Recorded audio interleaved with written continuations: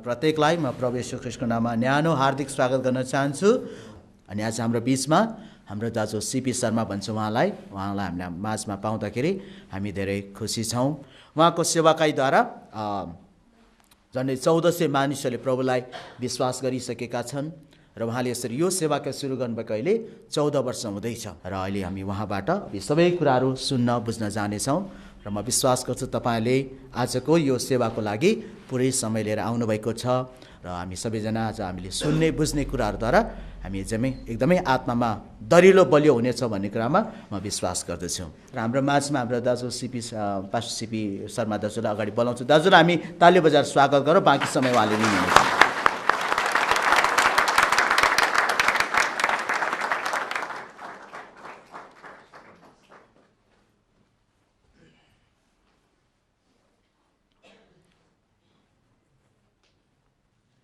सर्वप्रथम दयालु पिता परमेश्वरलाई म धेरै धन्यवाद चढाउँदछु, कारण उहाँले हामीलाई आजको यो बहुमूल्य समय जुटाइदिनु भयो। यदि उहाँले इच्छा गर्नुहुन्न थियो भने हामीले यो बहुमूल्य समय पाउने थिनौँ र यसरी यहाँ जमघट भएर प्रभुको महिमा गर्न सक्ने थिनौँ।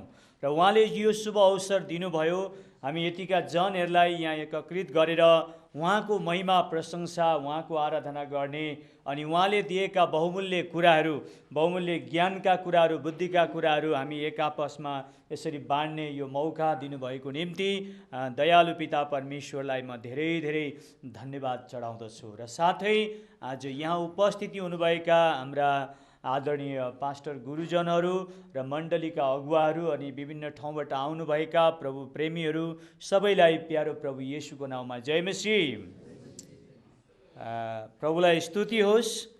र आज हजुरहरूको बिचमा विशेष गरेर 3 लोक 14 भुवनको वर्णन केही बताउन म गइरहेको छु र यस 3 लोक 14 भुवनको वर्णनले हामीहरूलाई प्रभुप्रति धेरै ठुलो एउटा ढाडस, धेरै ठुलो एउटा विश्वासको टेवा पुग्छ भन्ने मैले आशा गरेको छु। र यो 3 लोक 14 भुवन देखाउनुको उद्देश्य चाहिँ के हो भने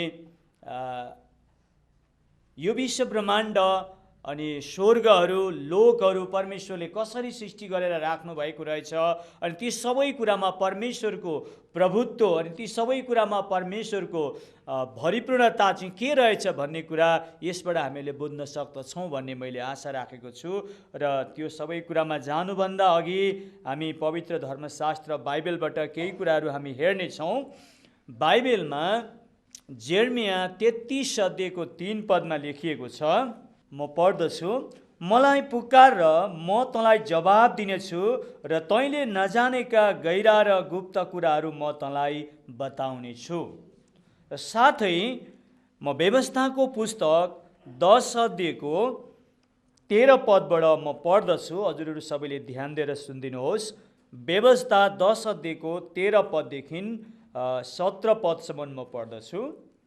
यहाँ यसरी लेखिएको छ, तिमीहरूका हितको लागि मैले आज तिमीहरूलाई परमप्रभुका आज्ञा र विधिहरू मान। आकाशहरू, सर्वोच्च आकाश मण्डलहरू र पृथ्वी र त्यसमा भएका जे जति छन् ती सबै परमप्रभु तिमीहरूका परमेश्वरकै हुन्। तापनि तिमीहरूका पिता पुर्खामा नै आफ्नो प्यार खन्याई परमेश्वरले तिनीहरूलाई प्रेम गर्नुभयो र आज तिमीहरूले देखे झैँ तिनीहरूका सन्तान तिमीहरूलाई नै सबै जातिहरूका माझबाट उहाँले चुन्नुभयो। यसकारण अब आफ्ना हृदयको खतना गरेर अबदेखि उसो हटी नहो, किनकि परमप्रभु तिमीहरूका परमेश्वर नै ईश्वरहरूका परमेश्वर र प्रभुहरूका परमप्रभु, महान परमेश्वर, शक्तिशाली र भययोग्य हुनुहुन्छ। उहाँले कसैको पक्षपात गर्नुहुन्न र उहाँले कहिल्यै घुस लिनुहुन्न। परमेश्वरको वचन पढाइ र सुनाइमा आशिष होस्। हामी यहाँ के देख्दैछौँ भने जेर्मिया अगमवक्ताले भन्दै हुनुहुन्छ, मलाई पुकार र म तँलाई जवाब दिनेछु। है, तैँले नजानेका गहिरा र गुप्त कुराहरू म प्रकट गर्छु भनेर परमेश्वरले जेर्मिया अगमवक्ताद्वारा हामीसँग बोल्दै हुनुहुन्छ। अनि व्यवस्थाको पुस्तकमा तपाईँ हामीले विश्वास गरेको जो परमेश्वर हुनुहुन्छ उहाँ चाहिँ आकाशहरू र सर्वोच्च आकाश मण्डलहरू र पृथ्वी र त्यसमा भएका जे जति छन् ती सबैका परमप्रभु परमेश्वर हुनुहुन्छ। र साथै हामीले 17 पदमा हेऱ्यौँ भने किनकि परमप्रभु तिमीहरूका परमेश्वर नै ईश्वरहरूका परमेश्वर र प्रभुहरूका परमप्रभु महान परमेश्वर शक्तिशाली र भययोग्य हुनुहुन्छ। उहाँले कसैको पक्षपात गर्नुहुन्न, उहाँले कहिल्यै घुस लिनुहुन्न भनेर यसरी देखाएको छ। सारा आकाशहरू, आकाश मण्डलहरू अनि धेरै ईश्वरहरू ती सबैमाथि पनि उहाँ परमेश्वर परमप्रभु परमेश्वर हुनुहुन्छ भन्ने कुरा यी धर्मशास्त्रका खण्डहरूले तपाईँ हामीलाई बताउँदैछ। र यिनै सन्दर्भमा आज हामीहरू 3 त्रिलोक 14 भुवनलाई हेर्नेछौँ र सबैजनाले यस 3 त्रिलोक 14 भुवनलाई एकदमै ध्यान दिएर हेरिदिनुहोस्। प्रभुले तपाईँहरूलाई धेरै आशिष गर्नुहुनेछ।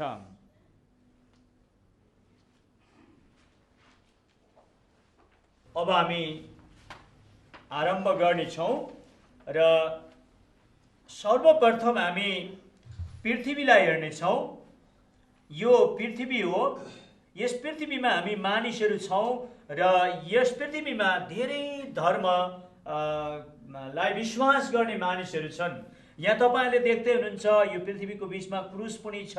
यहाँ क्रिस्चियनहरू छन्, यहाँ हिन्दूहरू छन्, यहाँ मुस्लिमहरू छन्, यहाँ बुद्धिस्टहरू छन् र यहाँ विभिन्न व्यापार गर्ने मानिसहरू छन्, विभिन्न कर्म गर्ने हरेक क्षेत्रका मानिसहरू यो पृथ्वीमा छन् र यही पृथ्वीमा तपाईँ र हामी पनि छौँ।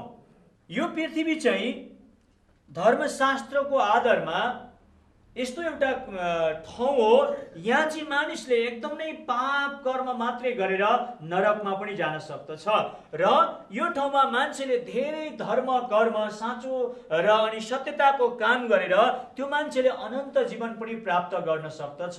र यो पृथ्वी चाहिँ यस्तो एउटा ठाउँ हो मान्छेले कुन चाहिँ असल छ र कुन चाहिँ खराब छ छुट्याएर खराबलाई छोडेर असलतिर प्रवेश गर्ने खुड्किलो पाउने ठाउँ चाहिँ यो पृथ्वी हो र यो पृथ्वीमा हामी सबैजना बसेका छौँ। र यस पृथ्वीबाट अब हामी 3 त्रिलोक 14 भुवनको वर्णनमा अघि बढ्नेछौँ र यो पृथ्वीदेखि अलि माथि गएपछि यहाँ हामीहरूले यमलोक देख्दैछौँ र यो यमलोकको अधिपति चाहिँ यमराज हो। यहाँ यमराज बसिरहेको छ र उसका चारैपट्टि यहाँ यमदूतहरू बसिरहेका हामी देख्दछौँ र यो यमलोक चाहिँ यस्तो लोक हो। यो पृथ्वीमा जति पनि मानिसहरू मर्दछन् वैदिक धर्मशास्त्रको आधारमा वैदिक धर्मशास्त्रको आधारमा मरेका मानिसहरू चाहिँ यो राजका यमदूतहरूले गएर ती मानिसहरूका आत्मा उठाएर लिएर जान्छन् र अनि यो यमलोक र यो इन्द्रलोकको बिचमा यहाँ एउटा चित्रगुप्त भन्ने व्यक्ति बसेको हुन्छ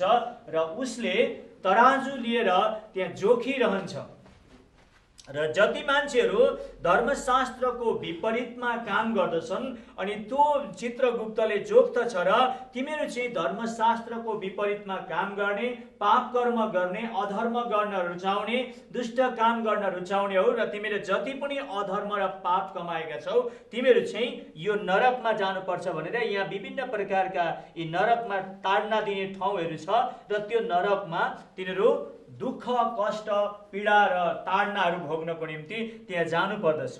र वैदिक धर्मशास्त्रको गरुड पुराणको हामीहरू 2 अध्यायबाट हामी पढ्दै गयौँ भने भेट्छौँ कि जब यो नरकमा मानिसहरूको आत्मा जान्छ पाप कर्म गरेको कारण अनि यो नरकमा उनीहरूले पाप भोगिसकेपछि अनि फेरि उनीहरू यो पृथ्वीमा जन्म लिन आउन पाउँछन्। तर कसरी अरे भनेपछि एउटी स्त्रीको जब उनीहरूको मानसिक बिमार हुँदाखेरि 3 दिनको दिन कुनै पुरुषसँग संसर्ग भयो भने चाहिँ ती नरकबाट फर्केका आत्माहरू चाहिँ त्यो स्त्रीको गर्भमा प्रवेश गर्छन् अनि जब तिनीहरू 9 मास पूर्ण भएर जन्मिन्छन् र तिनीहरू चाहिँ दुष्ट मानिसहरू भएर अहंकारी मानिसहरू, घमण्डी मानिसहरू, हिंसा गर्ने, निन्दा गर्ने, देशमा अशान्ति फैल्याउने, आतंक गर्ने मानिसहरू हुन्छन्। तिनीहरूले धर्म कर्म गर्दैन किनभने तिनीहरूले पृथ्वीमा पाप कर्म गरेर नि नरकमा गए अनि नरकको ताडना भोगेर फेरि तिनीहरू चाहिँ त्यस प्रकारले पृथ्वीमा आउँदछन् र तिनीहरूले चाहिँ दुष्ट कर्म गर्ने नाम कलाइएर पृथ्वीमा बस्ने छन् र तिनीहरूको चाहिँ अनि पनि जन्मनु, अनि पनि मर्नु,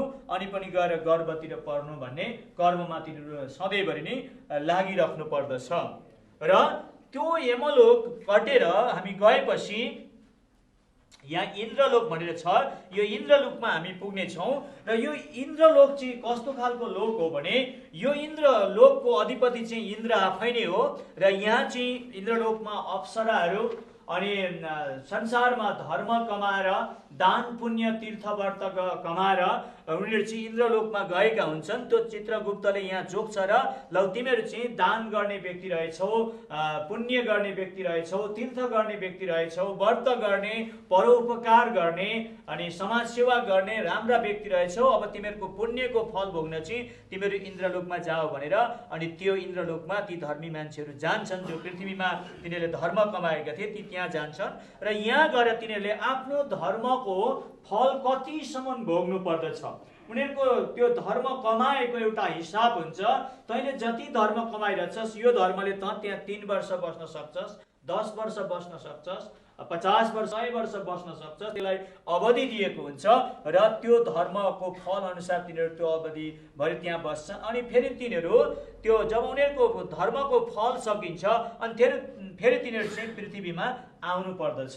तर तिनीहरू चाहिँ जब त्यो स्वर्गलोक यानि कि इन्द्रलोकबाट फर्केर आउँदछन् तिनीहरू चाहिँ एकदमै एउटा ठुला राजकीय घरानामा होइन, मन्त्रीहरूका घरमा, धनी मानीहरूका घरमा अनि त्यसरी उच्च कुल भएका मानिसहरूको घरमा आउँदछन्। अनि तिनीहरू चाहिँ शान्ति प्रियहरू, लोकप्रियहरू, समाज सेवा गर्नेहरू, राष्ट्रको सेवा गर्नेहरू त्यस्ता भएर यहाँ जन्मिन्छन् भनेर वैदिक धर्मशास्त्रका विश्वास गर्नेहरूले त्यो विश्वास गर्दछन्। र यो इन्द्रलोक चाहिँ कस्तो ठाउँ भन्नुहुन्छ भने हामीले स्कन्द पुराणको केदारखण्डीको माघमात्ममा पढ्दा यो पृथ्वीमा यदि कोही मानिसले बढी दान पुण्य तीर्थ व्रत गर्यो भने चाहिँ यो इन्द्रको आसन चाहिँ हल्लिन्छ र उसलाई चाहिँ डर लाग्छ। र अनि इन्द्रले ब्रह्मा विष्णु महेश्वरहरूसँग गएर उसले बिन्ती गर्दछ मेरो सिंहासन चाहिँ बचाइदिनुहोस्, कारण पृथ्वीमा मान्छेले धेरै धर्म गरेको कारण मेरो स्वर्गको सिंहासन हल्लिरहेको छ भनेर उसले जब ती ब्रह्मा विष्णु महेश्वरलाई आपत्ति गर्दछ अनि त्यतिखेर ती ब्रह्मा विष्णु महेश्वरले ती पृथ्वीमा धर्म गर्ने व्यक्तिहरूलाई चाहिँ आएर रोक्दछन् र यो स्वर्गको इन्द्रको सिंहासनलाई चाहिँ रक्षा गर्दछन्। र यसलाई हामीहरूले धर्मशास्त्र पढेर बुझे अनुसार चाहिँ हामीले के बुझेका छौँ भने यो चाहिँ एउटा एकदमै नामी होटेल जस्तो हो होइन। त्यहाँ हामीले प्रशस्त रुपियाँ पैसा लिएर गएर होटेलमा गएर बस्छौँ अनि हामीसँग जति दिनसम्म रुपियाँ पैसा पकेटमा रहन्छ हामी त्यो होटेलमा गएर ऐस गर्न सक्छौँ। जब हाम्रो रुपियाँ पैसा सकिन्छ तब हामी के गर्नु पर्दछ, फेरि रुपियाँ पैसा कमाउनका लागि गाउँठाउँमा जानुपर्छ। त्यसरी नै पुण्य छौन्जेली यो इन्द्रलोकमा हामी बस्न सक्दछौँ, तर पुण्य सकेपछि फेरि हामी पुण्य कमाउनको निम्ति यो पृथ्वीमा नै आउनु पर्दछ भन्ने कुराहरू हामी बुझ्दछौँ। र यो इन्द्रलोकदेखि अलि माथि गएपछि हामीले यहाँ ब्रह्मलोक पाउँदछौँ र यहाँ यो ब्रह्मलोकको अधिपति चाहिँ चतुर्मुखी ब्रह्मा र यस ब्रह्मलोकमा विशेष गरेर ब्राह्मणहरूले स्थान पाउँदछन्। ब्राह्मणहरूको निम्ति यो ब्रह्मलोक चाहिँ तयार छ। यो जसले पृथ्वीमा वेद पठन पाठन गर्दछन्, जसले वेदले भनेको कुराहरू मान्दछन्, जसले वर्तमान गरेर जनाइ लगाएर ब्राह्मण कहलान्छन्, तिनीहरूको गन्तव्य स्थान चाहिँ यो ब्रह्मलोक हो।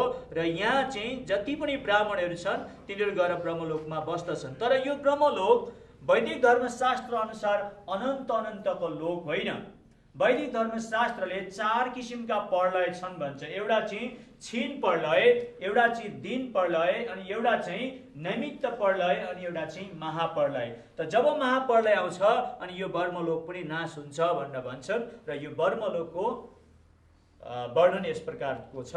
र यो ब्रह्मलोकदेखि अलि माथि गएपछि हामी शिवलोकमा आउँछौँ र यो शिवलोकको अधिपति चाहिँ शिव आफै हो। र यहाँ शिव बसिरहेको तपाईँहरू देख्दै हुनुहुन्छ। यहाँ चाहिँ यो पर्वतहरू छ, कैलाश पर्वत पनि भन्छन्, शिवलोक पनि भनेर यसलाई भन्दछन्। र यो शिवलोकमा स्कन्द पुराणको केदारखण्डीको माघमात्म्यको आधारमा के लेखेको छ भने यो शिवलोकमा चाहिँ नन्दी, भृङ्गी, 64 योगिनी, डङ्गिनी, शङ्किनी, भूत, प्रेतहरू बस्दछन् भनेर लेखिएको छ स्कन्द पुराणमा। तपाईँहरू कतिजनाले स्वस्तानीको व्रत कथा पनि सुन्नुभएको छ होला, त्यहाँ पनि लेखिएको छ।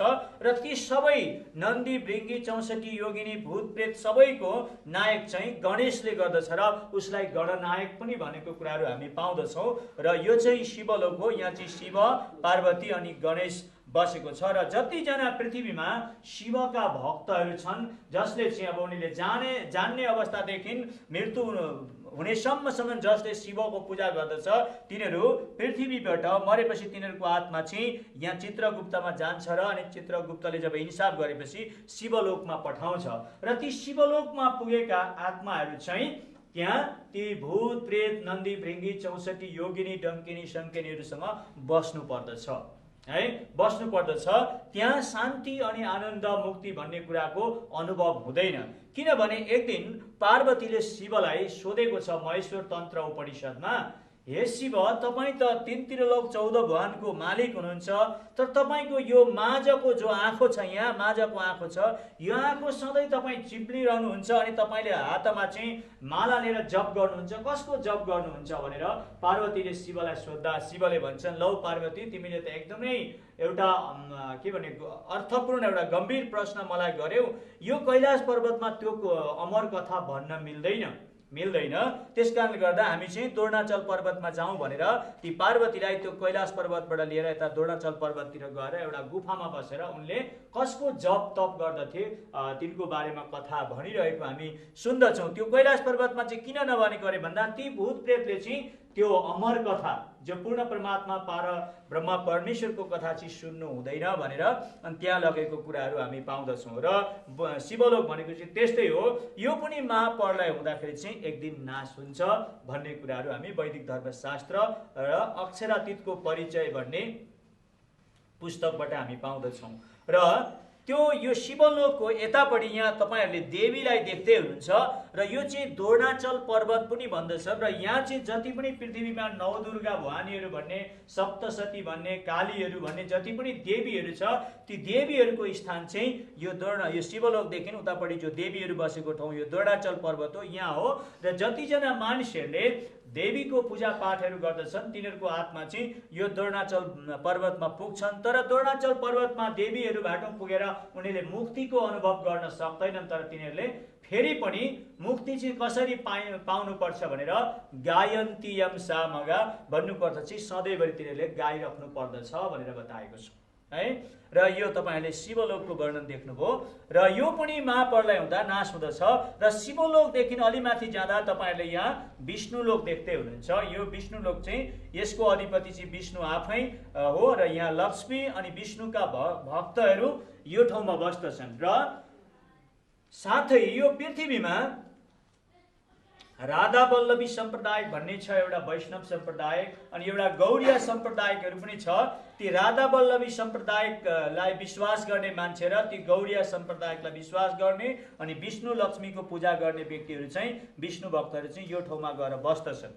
र यो ठाउँ चाहिँ यसलाई चाहिँ अब वैदिक धर्मशास्त्रले सत्यलोक पनि भनेको छ। यहाँ पुगेपछि चाहिँ मानिसहरू चाहिँ फेरि पृथ्वीमा फर्केर आउनु पर्दैन भनेको छ है। फर्केर आउनु पर्दैन, तर यो विष्णु लोकमै उनीहरू बसिराख्न पाउँछन्। तर यो विष्णु लोकमा बसिराख्न पाउँछन् भन्नाले चाहिँ उनीहरूले अनन्तसम्म चाहिँ यो ठाउँमा बस्न पाउँदैनन्। किनभने कहिलेकाहीँ दानवहरू बढेर गएर उनीहरूले यो विष्णु लोकलाई पनि हस्ताक्षेप गर्दछन्। अनि त्यतिखेर यो वैकुण्ठ छोडेर भगवानहरू पनि भाग्नु पर्ने कुराहरू पनि आउँदछ है।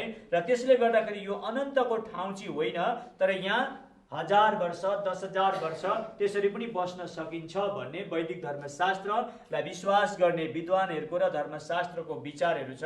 र यो चाहिँ वैकुण्ठ लोक हो। अनि जब महाप्रलय हुन्छ त्यतिखेर यो वैकुण्ठ लोक पनि नाश हुन्छ भन्छ। र यो वैकुण्ठ लोकसम्म चाहिँ तपाईँले देख्दै हुनुहुन्छ सूर्य अनि चन्द्रमाले पनि पहर दिइरहेको कुराहरू हामी पाउँदछौँ है। यहाँ यतापट्टि सूर्य देख्दै हुनुहुन्छ तपाईँहरूले, यतापट्टि चन्द्र देख्दै हुनुहुन्छ। र यो वैकुण्ठसम्म चाहिँ चन्द्र सूर्यको प्रकाश छ भन्ने वैदिक धर्मशास्त्रको विचार छ। वैकुण्ठ, शिवलोक, ब्रह्मलोक र इन्द्रलोक, यमलोक, यी लोकमा उज्यालो हुँदा पृथ्वीमा पनि उज्यालो हुन्छ र यी लोकहरूमा अँध्यारो हुँदा चाहिँ पृथ्वीमा पनि अँध्यारो हुन्छ है।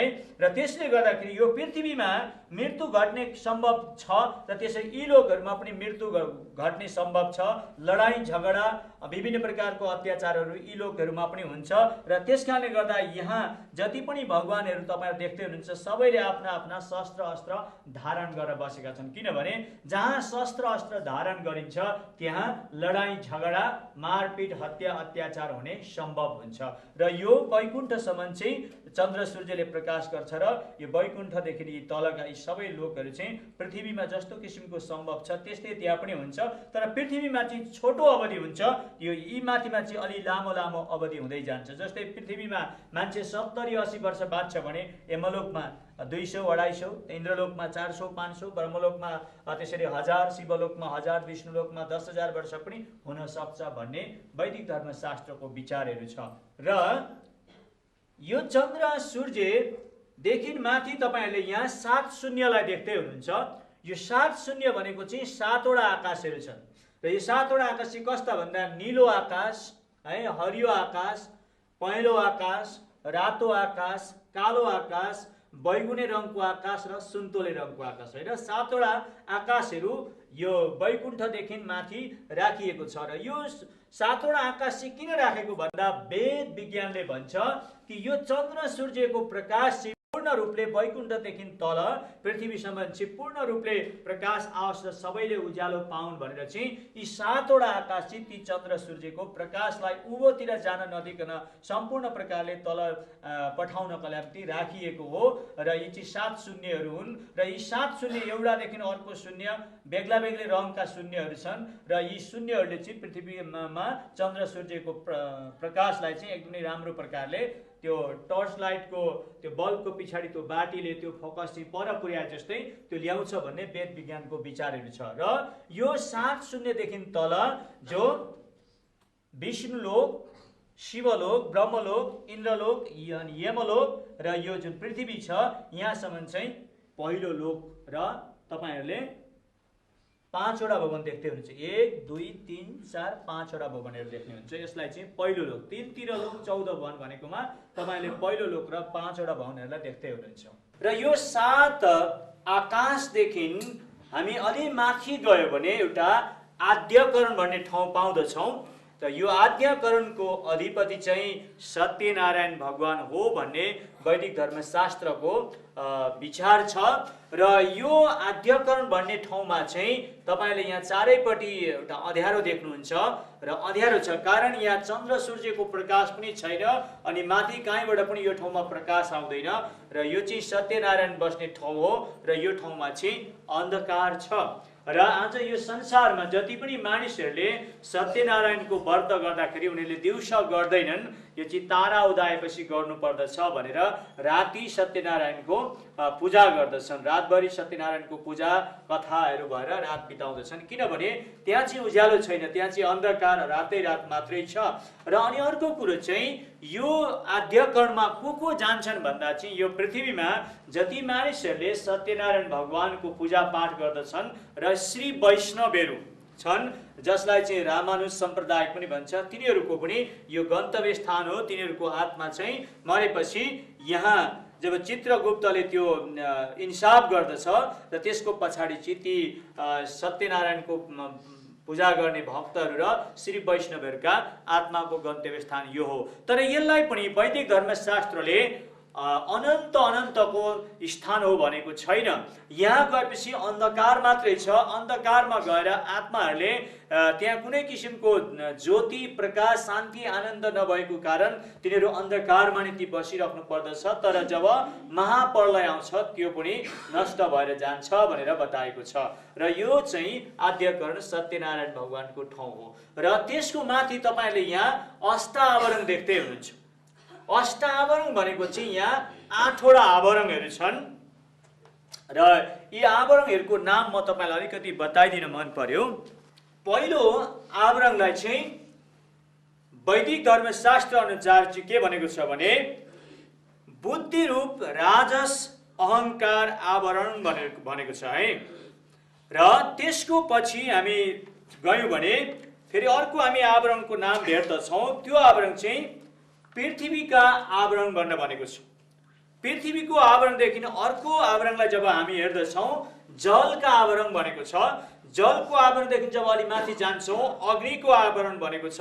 र अग्निको आवरणदेखि जब अलि माथि जान्छौँ पवनको आवरण भनेको छ। त्यसदेखि माथि जब हामी जान्छौँ आकाशका आवरण भनेको छ। अनि त्यसको माथि जाँदा हामी मनको आवरण, अनि त्यसको माथि गयो भने चाहिँ चित्तरूप सात्विक अहङ्कारका आवरणहरू भनेर भनेको छ। यी अष्ट आवरण छ र यो चाहिँ अक्षरातीतको परिचय र वैदिक धर्मशास्त्रको आधारमा यो आवरणले चाहिँ यसरी यहाँदेखि यता र अनि उता पनि त्यस्तै प्रकारले गर्दा यो 7 शून्यदेखि तल सबैलाई आवरण गरेको छ। यी आवरणहरूले चाहिँ यो विश्व ब्रह्माण्ड यहाँ तलको यो ब्रह्माण्डलाई घेरेर राखेको छ। अनि त्यसको आवरणले गर्दाखेरि नि यी सबै जीवित रहिरहेका छन्। तर जब महाप्रलय आउँछ यो अष्ट आवरण पनि नष्ट भएर जान्छ भनेर बताएको छ। र अनि यो अष्ट आवरणमा चाहिँ यस्तो किसिमको छ, यो पहिलो दोस्रो तेस्रो यसरी हुँदै जाँदाखेरि चाहिँ यहाँ चाहिँ विभिन्न धर्मशास्त्रका पठन पाठन भइरहेको आवाजहरू पनि त्यहाँ गुन्जिरहेको छ। त्यहाँ पृथ्वीमा जति पनि यो आवाजहरू छ, जे पनि आवाजहरू पृथ्वीमा गुन्जिन्छ त्यो सबै गएर चाहिँ यो अष्टावरणमा पुगेपछि यी बस्दछन्। र त्यहाँ चाहिँ अब भनौँ भजन गाएको पनि सुनिन्छ, संसारिक गीत गाएको पनि सुनिन्छ, त्यहाँ गाडी चलेको हरेक कुराको आवाजहरू पनि सुनिन्छ। र यहाँ भजन कीर्तन भएका, यहाँ अब सबै पृथ्वीमा भएका हरेक धर्मका मानिसहरूले गाएका भजन गीत वेद पाठ धर्मशास्त्र पाठ सबैको गुन्जायमान यहाँ भइरहन्छ। अनि यो संसारमा कतिजना आत्माहरू यहाँ पुग्दछन् र यही नै अनन्तको धाम पो रहेछ कि भनेर धेरै आत्माहरू पनि यो अष्टावरणमा अलमलिरहन्छन्। तर त्यहाँ पनि त्यो अनन्तको धाम होइन, शान्ति मुक्ति नभएको कारण ती आत्माहरू तडपिरहनु पर्दछ भन्ने त्यो अक्षरातीत र वैदिक धर्मशास्त्रको विचार छ। अनि यो चाहिँ अष्टावरण हो। र यो अष्टावरण यहाँ नहुनु भने चाहिँ यो तलका यी लोकहरू चाहिँ जीवित रहन सक्दैनन्। त्यो आवरणले नै सबैलाई जीवित राख्नको निम्ति कार्य गरिरहेको छ भन्ने वेद धर्मशास्त्र र अक्षरातीतको परिचयको विचार छ। र यो अष्टावरण कटेर हामी गएपछि यहाँ गोलक धामलाई हामी देख्दैछौँ। र यो गोलक धामको अघिपट्टि चाहिँ यो गोलकी कृष्ण हो, जसलाई चाहिँ ओममा बेरिएर राखेको छ, युगल स्वरूप पनि भनेर भन्छ। र यहाँ चाहिँ गोलकी भगवान बस्दछन्। र यो ठाउँमा चाहिँ सबै कुरा सानो 7 वर्षदेखि तलको जस्तो देखिन्छ भन्छ। त्यहाँका मान्छेहरू पनि त्यस्तै साना, त्यहाँका पशु प्राणीहरू पनि त्यस्तै साना, त्यहाँका जङ्गल रुखपातहरू पनि त्यस्तै साना, सबैलाई किशोराङ्गम भन्छ। संस्कृतिमा किशोराङ्ग भनेको बालक अवस्थामा सबै कुराहरू छन् भन्छ। र यो गोलक धाम हो। र यो गोलक धाममा चाहिँ यहाँ माथिबाट एउटा ज्योति आएर यो ठाउँमा चाहिँ उज्यालो छ। चन्द्र सूर्य चाहिँ प्रकाश यहाँ छैन, तर माथि कहीँबाट एउटा उज्यालो आएर यहाँ चाहिँ एउटा प्रकाश दिइरहेको छ भनेको छ। र एक दिन के भयो भन्नुहुन्छ भने श्रीमद् भागवत कृष्ण चरित्रमा पनि वर्णन छ। एक दिन पृथ्वीले गाईको शरीर भएर मान्छे र अनि मुजुरको प्वाख लगाएर वैकुण्ठमा गएर विष्णुलाई पृथ्वीले आपत्ति गर्दछ, विष्णु पृथ्वीमा धेरै पापी र अधमहरू बढेको कारणले गर्दाखेरि मलाई पापको धेरै भार भएको छ र म पापको बोझ बोकेर थाम्न नसक्ने स्थितिमा भएको छु र चाँडै तिमीले अवतार लिएर चाहिँ यो पृथ्वीमा भएको पापको बोझ हरण गर्नुपर्छ भनेर पृथ्वीले भन्दा विष्णुले ठिकै छ पृथ्वी, तिमी अहिले गएर आफ्नै ठाउँमा बस, म शिवलाई ब्रह्मालाई 33 कोटी देवदेवताहरू सबैलाई बोलाएर चाहिँ हामी माथि गोलकी भगवानबाट जान्छौँ र गोलकी भगवानलाई गएर त्यो कृष्ण अवतार चाहिँ कस प्रकारले हुँदाखेरि चाहिँ पृथ्वीको भूको भार हट्न सक्दछु त्यसको बारेमा म गोलकी भगवानसँग परामर्श लिन जान्छु। किनभने पहिला मेरो राम अवतार हुँदाखेरि रावणको भाइ विभीषण मेरो साथमा हुँदैन थियो भने रावणले मलाई नाश गर्ने थियो, पतालमा लगेर ऐरावणले मलाई मारिसक्ने थियो। तर विभीषण मेरो साथमा भएको कारण कारणले गर्दाखेरि मैले राउन्डलाई जित्न सकेँ। त्यस कारणले गर्दा अब अहिले झन् कंससुरहरू, बक्कासुरहरू, केसीसुरहरू, जरासन्धहरू, शिशुपालहरू अनि कौरवहरू एकदमै दुष्ट बढी भएको अवस्थामा म त्यहाँ कृष्ण अवतार हुनुपर्ने छ। त्यसले गर्दा म चाहिँ गोलकी भगवानलाई सोद्धछु अनि उहाँबाट जे परामर्श पाउँछु त्यही कुरा लिएर अनि मेरो कृष्ण अवतार हुनेछ भनेर। अनि विष्णुले 33 कोटी देवदेवता ब्रह्मा विष्णुलाई लिएर अनि जाँदाखेरि यो अष्टावरणमा जब पुगेपछि प्रथम दोस्रो तेस्रो आवरणसम्म चाहिँ देवताहरू जान सके, तर चौथो आवरणबाट चाहिँ देवताहरू त्यहाँबाट उता जान सकेनन्। किनभने त्यहाँ यस्तो अन्धकार रहेछ, घोर अन्धकार।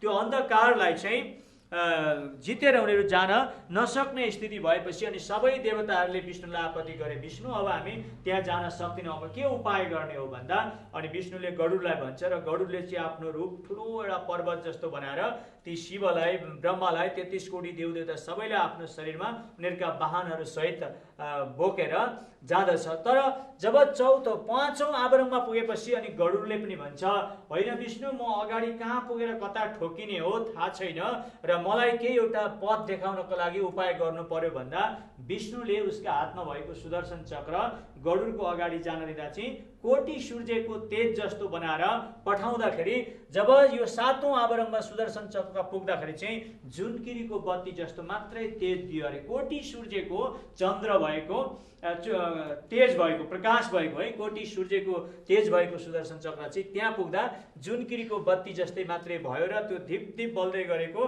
बत्ती जस्तो सुदर्शन चक्रलाई हेर्दै गरुड चाहिँ त्यहाँ गएको, त्यो गोलकधाममा ती देवताहरूलाई लिएर गएको हामी देख्दछौँ। र मैले यो पहिला वैदिक धर्मशास्त्र पढ्दा यो कस्तो खालको अँध्यारो होला, यो अँध्यारो चाहिँ कसरी भयो होला भनेर एकदमै म अन्यल जस्तो अवस्थामा थिएँ। तर जब मैले पछि पवित्र धर्मशास्त्र बाइबल भेटाएँ, बाइबलमा जब मिश्र देशमा अन्धकारको विपत्ति आउँदाखेरि चाहिँ त्यतिखेर परमेश्वरले मोसालाई भन्नुभयो, तैँले आकाशतिर हात पसार र त्यहाँ मिश्र देशमा अन्धकारको विपत्ति आउनेछ, त्यतिखेर त्यो अन्धकार चाहिँ यस्तो हुनेछ छाम्दा पनि थाहा पाइने जस्तो विपत्ति हुनेछ भनेर प्रस्थानको पुस्तक हामी 10 अध्यायतिर हामी त्यो अन्धकारको विपत्तिको कुराहरू भेट्दछौँ। र त्यो जब प्रस्थानको पुस्तकमा त्यो अन्धकारको विपत्तिको बारेमा पढ्दाखेरि चाहिँ र अनि उत्पत्तिको पुस्तक पढ्दा चाहिँ परमेश्वरले यो पहिला जो अन्धकार थियो सो अन्धकारलाई चाहिँ एक ठाउँमा भेला पारेर राख्दाखेरि चाहिँ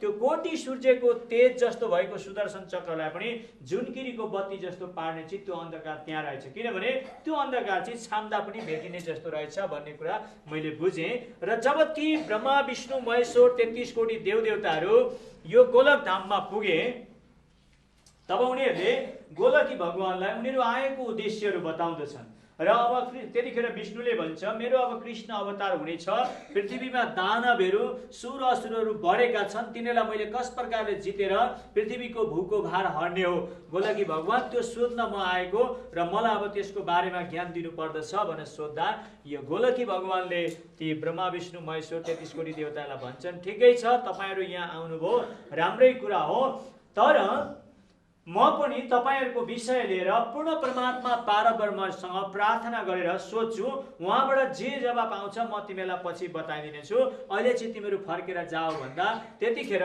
विष्णु शिव र चतुर्मुखी ब्रह्माले ईश्वरको लीला के हो केही जानिदो रहन्छ। हामीले त गोलकी भगवानलाई पूर्ण परमात्मा पारब्रह्म भनेर मानेका थियौँ, तर उहाँ पनि पो त्यो पूर्ण परमात्मा पारब्रह्म हुनुहुँदो रहेनछ, अझै कहाँ पो हुनुहुँदो रहेछ भनेर उनीहरू त्यहाँबाट निराश भएर फर्केर आएको कुराहरू हामी त्यसरी श्रीमद् भागवत कृष्ण चरित्र भन्ने पुराणमा पाउँदछौँ। र यो चाहिँ गोलकधाम हो, यहाँ चाहिँ माथिबाट एउटा प्रकाश आएको छ।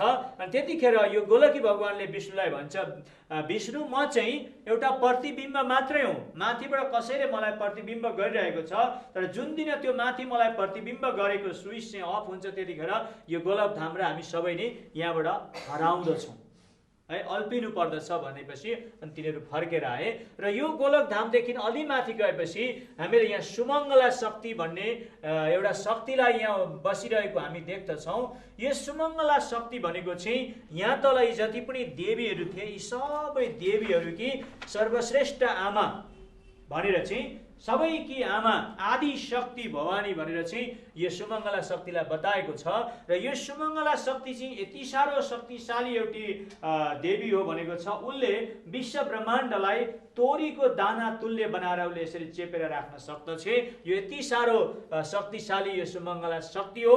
यसको शक्तिदेखि ब्रह्मा विष्णु महेश्वर 33 कोटी देवदेवताहरू पनि थकित छन्। त्यसकारण देवी भागवत पुराणमा के भनेको छ भने माया हुन् हरिकी प्रिय भगवती, मायाको वशमा परि यो संसार रची पछि लय हुँदा माया फरक छन् हरि हरे। अब यी चाहिँ एकदमै एउटा मायावी अनि एकदम शक्तिशाली हो। यसकै सुमङ्गला शक्तिको वशमा परेर नि हरिले चाहिँ यो विश्व ब्रह्माण्डलाई रचना गरेको हो। तर जब यो विश्व ब्रह्माण्डको रची र पछि लय हुन्छ तब त्योबाट फरक भइहाल्छन् भनेर भनेको छ। र अनि यो चाहिँ एउटा सुमङ्गला शक्ति हो। यो शक्तिदेखि चाहिँ ब्रह्मा विष्णु महेश्वर तल सत्यनारायणहरू गोलकी भगवानहरू सबै त्यसको वशमा परेका छन् र त्यस कारणले मायामय संसार हो भन्ने कुरा पनि हामी यसको सन्दर्भबाट बुझ्दछौँ। र यो सुमङ्गला शक्तिदेखि अलि माथि जाँदा यहाँ तपाईँले देख्दै हुनुहुन्छ एउटा व्यक्ति यो बसिरहेको छ। एउटा यो भयङ्कर डरलाग्दो एउटा स्वरूप छ यहाँ। यसको नाम चाहिँ काल निरञ्जन हो। र यसले चाहिँ यहाँ काल निरञ्जनदेखि तल यो सुमङ्गला शक्ति गोलकधाम यी सबै यहाँ जति पनि तपाईँहरूले लोकहरू देख्नुहुँदैछ यी सबैमा काल मृत्यु पठाएर सबैलाई मृत्यु दण्ड दिने चाहिँ यसको हातमा छ। र यो चाहिँ मृत्युको राजा हो। र यो चाहिँ यति माथि बसेको कारणले गर्दाखेरि सुमङ्गला शक्तिले गोलकी भगवानले आद्यकरणमा बस्ने सत्यनारायणले विष्णु शिव चतुर्मुखी ब्रह्मा यी कसैले पनि यो कालले दिएको मृत्युलाई चाहिँ टार्न सक्दैनन्। र यी सबैले पनि हुनेहार कुरो हुनेछ रे खिची टर्दैन केही गरी भनेर भन्दछन्। अरे बन्धुहरू त हुनेहार जे घटना छ त्यो भइरहन्छ, कसै गरेर टर्न सक्दैन किनभने यो काल चाहिँ यति माथि छ भनेर नै वैदिक धर्मशास्त्रको विचार छ। र यो काल निरञ्जनदेखि अलि माथि जाँदाखेरि तपाईँहरूले यहाँ देख्दै हुनुहुन्छ 4 वेदका ऋचाहरू भनेर। र यहाँ एउटा व्यक्तिले यहाँ हातमा 4वटा वेदहरू बोकेको छ, एउटा दोडा 3वटा अनि यहाँ 4वटा 4 वेदका ऋचाहरू भनेको छ। र यहाँ तल पृथ्वीमा चाहिँ वेद चाहिँ अक्षरमा छ, कागजमा लेखिएको छ। तर त्यहाँ चाहिँ के छ भने त्यहाँ चाहिँ त्यो वेदका ऋचाहरू चाहिँ साकार स्वरूपमा छन्। र यो पृथ्वीमा जो ब्राह्मणहरूले वेदलाई गल्ती वर्णन गर्दछ, वेदलाई सदुपयोग गर्दैन, वेदलाई उल्टा पुल्टा गर्दछ भने चाहिँ यी 4 वेदका ऋचाहरू चाहिँ यहाँ यो इन्द्रलोक र यमलोकको बीचमा यो चित्रगुप्तबाट आएर उनीहरूले ती ब्राह्मणहरूलाई इन्साफ गर्दछन्। र त्यो इन्साफ गर्दाखेरि चाहिँ त्यतिखेर जसले वेदलाई विपरीत गरेको छ ती सबैको गति चाहिँ ती 4 वेदका ऋचाहरूले चाहिँ यो नरकमा तिनीहरूलाई पठाउँदछन् भनेको छ। त्यहाँ एउटा श्लोक यस्तो पनि छ, ब्राह्मण भइकन वेद नपढ्नु अथवा व्यापारको काम लिनु, सन्ध्यालोप कुजात ल्याउनु भयो फेरि नीच सेवी हुनु, यस्ता काम गरेर ब्राह्मणहरू कुलभ्रष्ट नै गर्दछन्, तस्मात यी सब छोड्नु पर्दछ भनी विधानहरू भन्दछन् भन्छ है। र ब्राह्मण भएर वेद नपढ्ने र वेदलाई उल्टा पुल्टा गर्ने, वेदको अधिकारलाई गुमाउने यी सबै कुराहरूले कुलभ्रष्टहरू गर्नेहरूलाई चाहिँ यी वेदका 4 ऋचाहरूले चाहिँ पछि यहाँ आएर चाहिँ उनीहरूको इन्साफ गर्दछन् र त्यो इन्साफको प्रतिफलमा तिनीहरू नरकमा जानुपर्छ। तर जसले वेदलाई सही प्रकारले सठिक प्रकारले चलाउँछन् तिनीहरू चाहिँ यी 4 वेदका ऋचाहरूबाट गएर बस्दछन् र त्यहाँ गएर उनीहरू जबसम्म महाप्रलय हुँदैन तबसम्म चाहिँ यहाँ बस्न सक्दछन् भनेर भनेको छ। र यो चाहिँ 4 वेदका ऋचाहरूको स्थान हो। र यो वेद 4 वेद चाहिँ यति माथि हेर्नुहोस् यहाँ पृथ्वीदेखि यति माथि ठाउँमा भएको हुनाले गर्दाखेरि वेदमा पनि प्रभु येशू ख्रीष्टको बारेमा वर्णन छ भन्ने कुराहरू हामी पाउँदछौँ, किन यो यति माथिल्लो स्तरमा छ भन्ने वैदिक धर्मशास्त्रका विचारहरू छ। र यो 4 वेददेखि जब हामी अलि माथि गएपछि यहाँ एउटा व्यक्ति हामी देख्दैछौँ, यो अक्षर ब्रह्म यो सुतिरहेको छ। यसले आँखा हेरेको छैन, यो निदाइरहेको छ, सुतिरहेको छ। र यो चाहिँ अक्षर ब्रह्म हो। यो सबै विश्व ब्रह्माण्डको सृष्टि हुनुभन्दा अगाडि त्यो व्यक्ति त्यहाँ आएर सुतेको छ र त्यसले सपना देखिरहेको छ र त्यसको सपना चाहिँ त्यहाँदेखि यो तल सबै चाहिँ यो चाहिँ त्यसले देखेको सपना हो। र तपाईँ हामी पनि सबै सपना हौँ भनेर अनि धेरै धर्मशास्त्रका विद्वानहरूले के भन्छन् भने यो विश्व ब्रह्माण्ड चाहिँ सपनामय जगत हो भनेर भन्छ।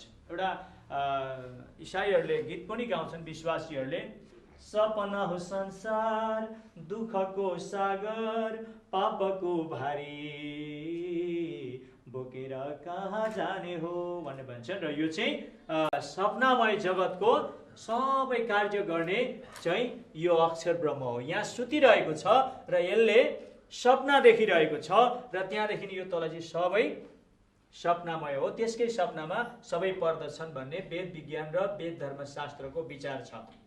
र अब हामीहरूले अघि यहाँ पहिलो लोक हेरेका थियौँ भने अब हामी दोस्रो लोकलाई हेरिसकेका छौँ है। दोस्रो लोक अनि 13वटा भुवनहरूलाई हेरिसकेका छौँ है। पहिलो लोक, यो दोस्रो लोक। अब 13वटा हेर्दाखेरि चाहिँ हेर्नुहोस् है, 1 2 3 4 5 6 7 8 9 10 11 12 र यो मिलाउँदा 13वटा हामीले हेरिसकेका छौँ।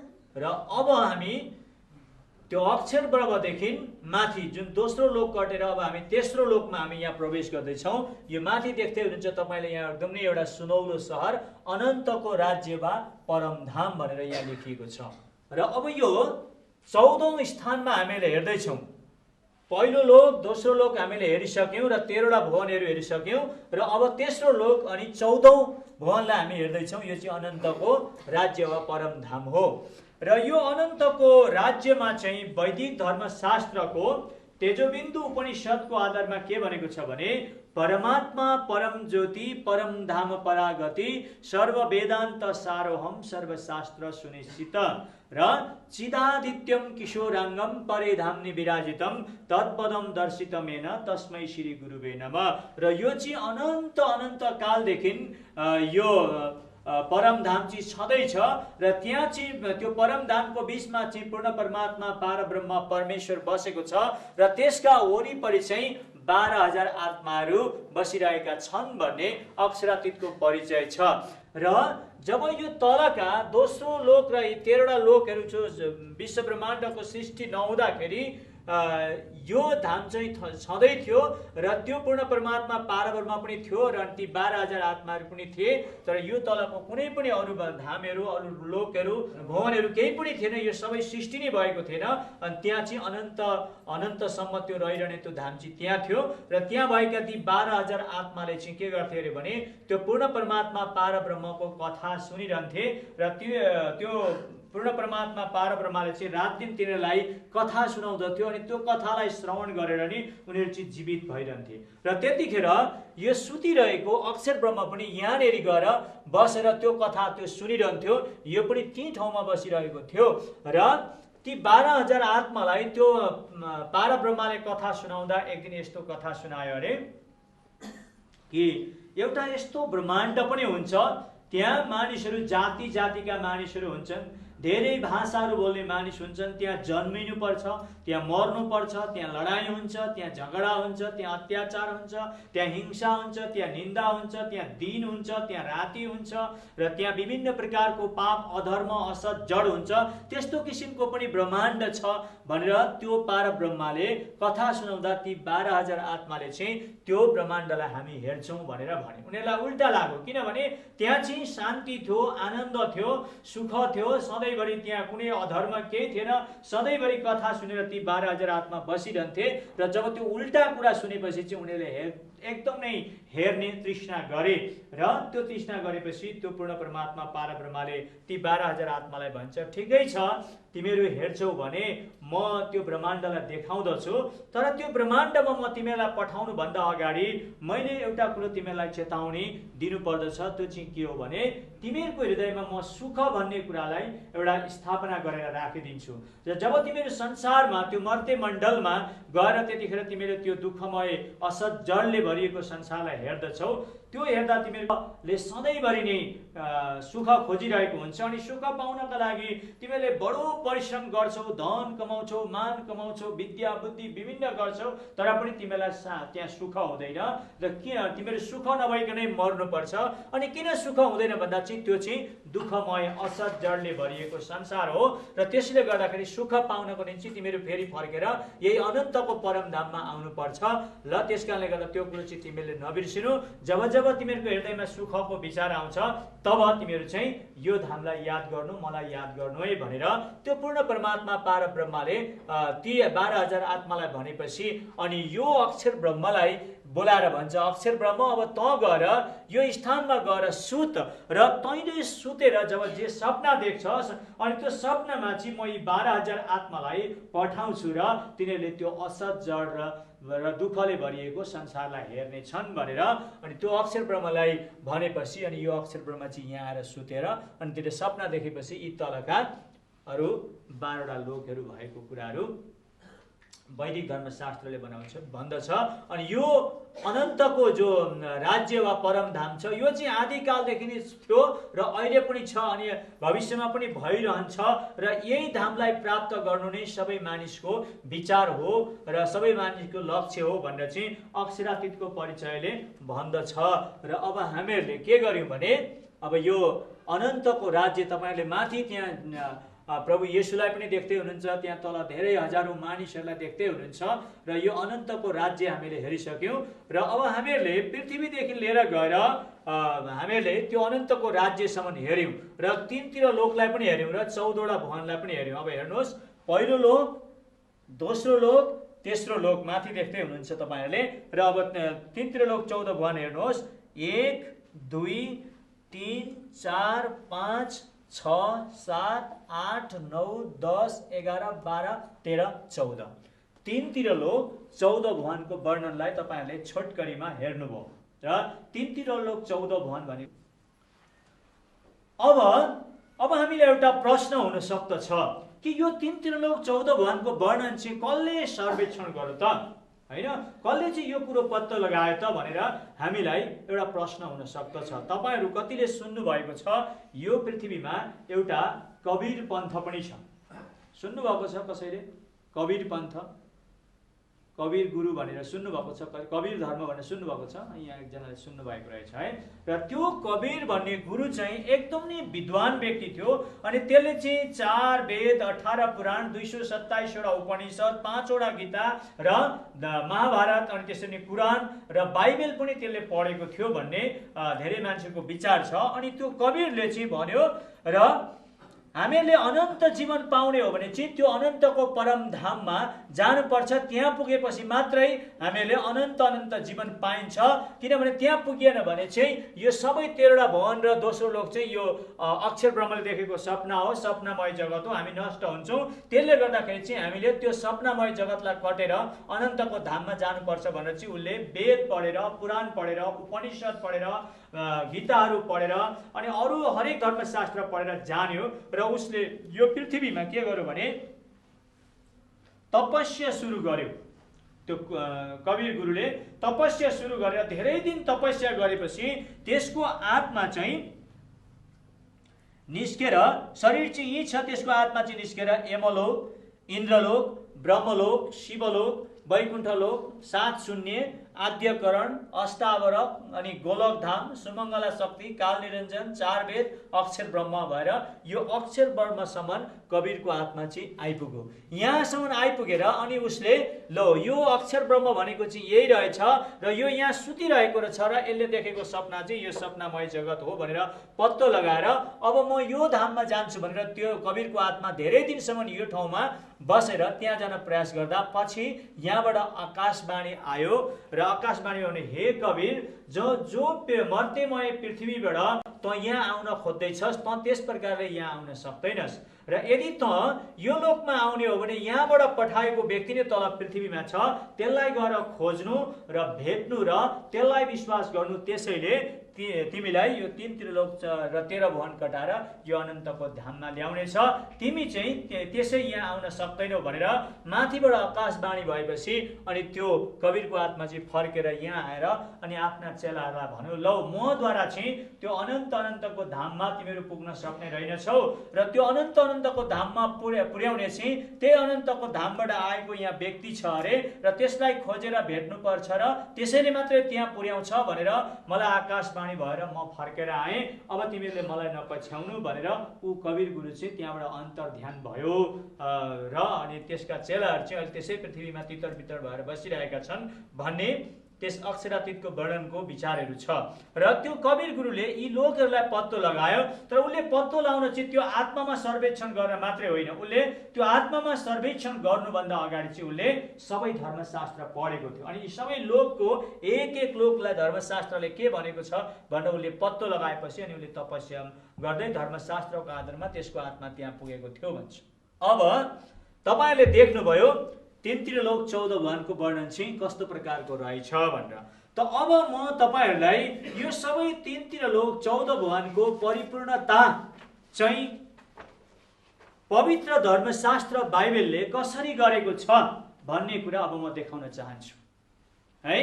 कसरी देखाएको छ अब तपाईँले राम्रो गरेर बुझ्नुभयो कि यो अक्षर वर्मा चाहिँ 13औं स्थानमा छ र यो यहाँ सुतिरहेको छ, आदिकालदेखि सुतिरहेको छ र यसले सपना देखिरहेको छ। तर जुन दिन पूर्ण परमात्मा परमेश्वरले यो अक्षर वर्मालाई अब म पृथ्वीको अन्त गर्दछु त उठ भनेपछि उठाउँदा त्यसको सपना सकिन्छ अनि यी 13वटा भुवन र दोस्रो लोक सबै नाश हुन्छ, त्यही अनन्तको राज्य परमधाम र तेस्रो लोक मात्रै रहन्छ भन्ने कुरा देख्नुभयो। त अब यी सबै कुरालाई चाहिँ बाइबलले के भन्दछ, अब हामी बाइबल धर्मशास्त्र पढ्नेछौँ। आउनुहोस्, त के हाम्रो प्रभु येशू ख्रीष्ट यी सबै तीनतिर लोक 14 भुवनको जो माथि सर्वश्रेष्ठमा तपाईँले देख्दै हुनुहुन्छ कि यो कुरा ठिकै हो, बाइबलले ठिकै मान्यता दिन्छ कि प्रभु येशू ख्रीष्ट त्यहाँबाट यहाँ आउनु भएको अनि यहाँबाट त्यहाँ जानु भएको, यो सबै कुराहरू चाहिँ के बाइबलले मान्यता दिन्छ। अनि त्यो सपना देखिरहेको छ, त्यो सपनामय जगत पनि त्यो एकैछिनमा नाश हुन्छ भन्ने के बाइबलले मान्यता दिन्छ इत्यादि प्रकारले अब बाइबलीय तरिकाले हामीहरू बुझ्नेछौँ।